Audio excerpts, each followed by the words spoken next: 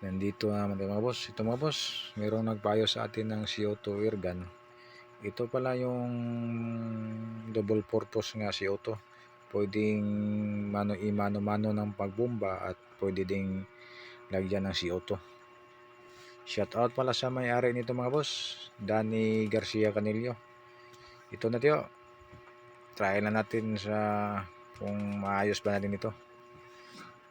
Ito mga boss, ang una mga boss, tanggalin natin yung mga pin niya mga boss. Dahil itong mga lumang CO2 air gun, yung lock niya mga pin lang, kailangan nang tanggalin. Hindi katulad ng mga bagong CO2, yung threaded na yung mga lock. Ito lang yung dapat gawin sa mga CO2 mga boss, yung dapat palitan o-ring or barbula. Kailangan nang hasain yung barbula kasi yan ang nagkakos ng singaw ng hangin. Pag sa katagalan, yan ang nagkukos ng singaw mga boss, yung barbula. Ito mga boss, ito yung lalagyan ng barbula mga boss. Meron itong pabilog at saka yung barbula dito nakapiit. Kailangan lang natin ng hasain dahil medyo kinakalawang na. Din ito mga boss, ito yung barbula niya. Tanggalin natin yung pin para hasain natin. Subukan na natin. Ito yung plan A mga boss. Hindi pa tayo bumili ng mga o-ring at saka barbula. Subukan natin ng hasain tapos ibalik natin. Kung hindi siya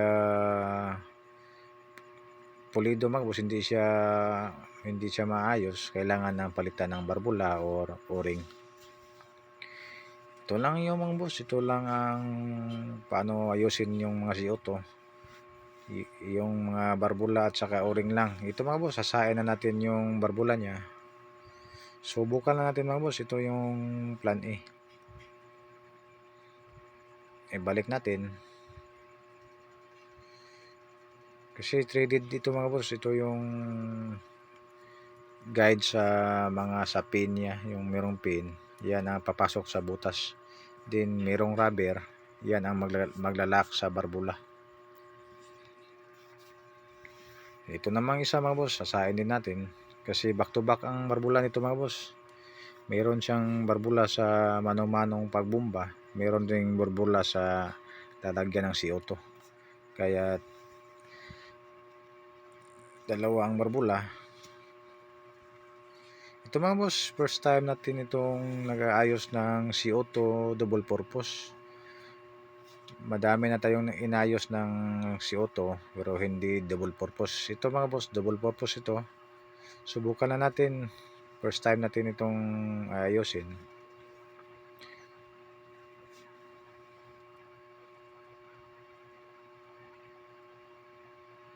Ito pala yung barbula mga boss. Ito yung sain natin.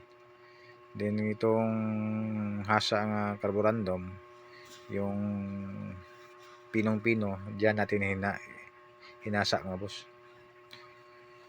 Kung hindi ito gagana mga boss, dapat natin hasain ng barina. Lagyan natin ng liha ng 1,000 at saka barina.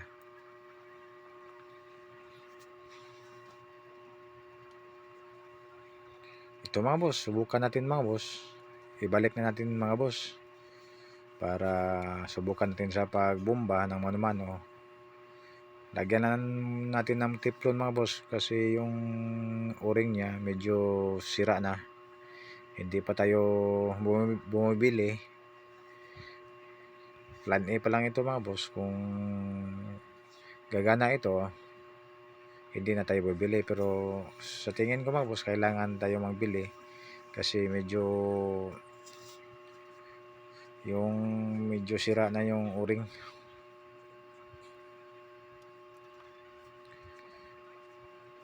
Ito mga boss, hindi man ito mahirap gawin mga boss. Sa tulad ng mga naunang videos ko mga boss, nag-aayos sa'yo ng CO2 air gun. Ikadalawa ito mga boss. O-ring lang din at saka barbula yung inayos natin. Ito mga boss, kabit na natin, lagyan natin ng pin, subukan natin sa manong pagbomba. meron tayong tubig sa balde, makikita natin mga boss yung bubbles. Ito pala yung pin niya mga boss sa mano-manong pagbomba. Meron itong gasket katulad nito. Meron tayong mabili nito. Kung ngayon meron pa tayo ting mabili nito. Ito yung sa mga Petromax nga gasket mga boss. Baka kasya ito. Sa tingin ko pang gasket ng Petromax, murag pareho lang yung gasket nila. Ito yung lock niya, may maliit nga screw. Higpitan lang natin para hindi siya matanggal mga boss. Ito mga boss, subukan natin mga boss sa pagbomba. Ito mga boss, merong singaw mga boss, merong bubbles, nakita nyo. Kailangan itong dismantulin ulit mga boss. Ito mga boss, nakita nyo yung bubbles. Ang lakas ng bubbles mga boss. Yung singaw niya mga boss, dito sa lagyan ng CO2 at saka doon sa may tangke niya mga boss. Ito mo'y kailangan natin tanggalin. Yung dalawang pag-repair dito sa dadaanan ng hangin ng CO2 at saka sa mismong tangke niya. Yung kumbaga mga boss, yung punduhan ng hangin sa Bisaya pa, yung tangke niya. Meron niyang hangin naka pundo sa ilalim. Doon siya sumisingaw mga boss, sa bandang tangke niya. Kailangan na natin tanggalin mga boss. Tignan natin anong gagawin natin. Kung mayroon bang lagyan ng o-ring dito or hindi. Kailangan natin i-DIY, lagyan natin ng o-ring. Ito mga boss, rubber siya mga boss, wala siyang o-ring. Ito yung mahirapan tayo mga boss sa luma nga CO2. Katulad ito mga boss, teflon lang nilagay, wala siyang o-ring niya, parang rubber ng sinilas mga boss yung nilagay sa ilalim. Tapos yung merong bakal, tapos merong rubber nga bilog. Yan lang ang kumbaga mga boss yung o-ring niya. Pero sisingaw talaga mga boss kasi sa katagalan yung rubber niya na mapunit na, kailangan ng palitan. Pero mahirapan tayo mga boss kasi kailangan ng pabilog, perfect na pagbilog mga boss.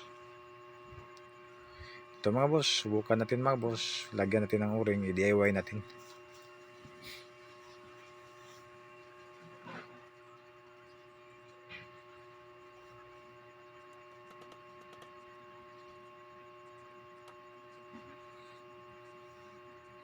Ito mga boss, hindi ito gagana mga boss. Kailangan natin tanggalin ulit yung mga barbula, hasain natin ng maigi.